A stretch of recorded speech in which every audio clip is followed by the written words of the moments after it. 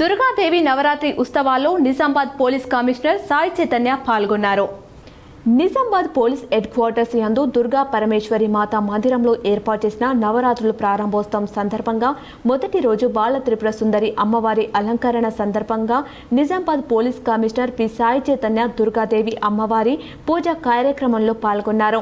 ఈ సందర్భంగా police commissioner మాట్లాడుతూ ప్రజలందరికీ ముందుగా దేవి నవరాత్రి ఉత్సవాల శుభాకాంక్షలు తెలిపారు.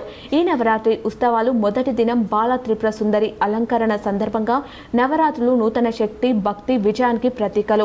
ఈ పవిత్ర సందర్భంగా బాల త్రిపుర సుందరి దేవి అలంకరణ కార్యక్రమంలో పాల్గొనడం మనందరికీ దైవానుగ్రహంగా భావించగలం. ఈ ఉత్సవాలు సమాజంలో శాంతి సమరసత సద్భావనలకు దోహదపడతాయని ఆశిస్తున్నానని అన్నారు. ప్రతి ఒక్కరికి మాత అమ్మవారి ఆశీర్వాదం ఎల్లప్పుడూ ఉండాలని కోరుకుంటున్నట్లు తెలిపారు. అనంతరం అన్నదాన కార్యక్రమం నిర్వహించడం జరిగింది. ఈ సందర్భంగా భక్తులకు పోలీస్ కమిషనర్ స్వయంగా వడ్డించడం జరిగింది.